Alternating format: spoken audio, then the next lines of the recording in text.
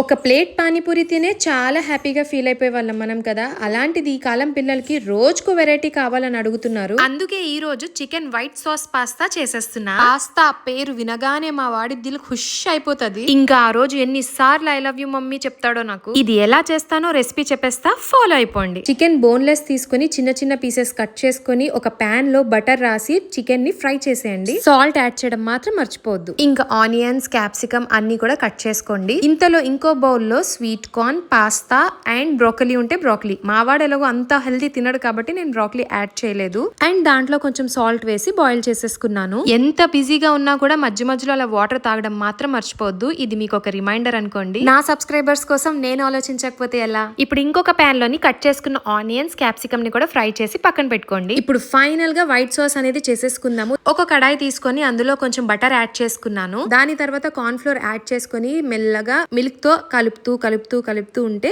దాని కన్సిస్టెన్సీ కొంచెం థిక్ అవుతుంది. థిక్ అయిన తర్వాత అందులో కొంచెం ఒరిగానో, చిల్లీ ఫ్లేక్స్ యాడ్ చేసుకోవాలి. నేను ఇక్కడ వంట చేస్తుంటే మా బుడ్డోడికి ఆ స్మెల్ ఎంత బాగా అనిపించిందో వెంటనే వచ్చేసాడు. ఇంకా కన్సిస్టెన్సీ కొంచెం థిక్ అయినప్పుడు మనం ఏదైతే బాయిల్ చేసి పెట్టుకున్న చికెన్, స్వీట్ కార్న్, పాస్తా అన్ని కూడా మనం అందులో యాడ్ చేసేసుకోవాలి. చూడండి, చూస్తుంటేనే చాలా మౌత్ వాటరింగ్ గా ఉంది కదా. అండ్ వన్ మోర్ స్టెప్, ఇందులో చీజ్ యాడ్ చేశాను. ఎందుకంటే పిల్లలకి చీజ్ అంటే చాలా ఇష్టం కదా. ప్రాసెస్ అయితే కొంచెం లెందీగానే ఉండొచ్చు, కానీ ఒక్కసారి ట్రై చేయండి. పిల్లలైతే చాలా చాలా ఇష్టంగా తింటారు. నేను చేసిన పాస్తా మీకు నచ్చితే నా ఛానల్ ని వెంటనే సబ్స్క్రైబ్ చేసేయండి. మీరు ఎప్పుడైనా పాస్తా చేశారో నా కమెంట్ సెక్షన్ లో చెప్పేసేయండి. ఉంటాను, బాయ్ బాయ్.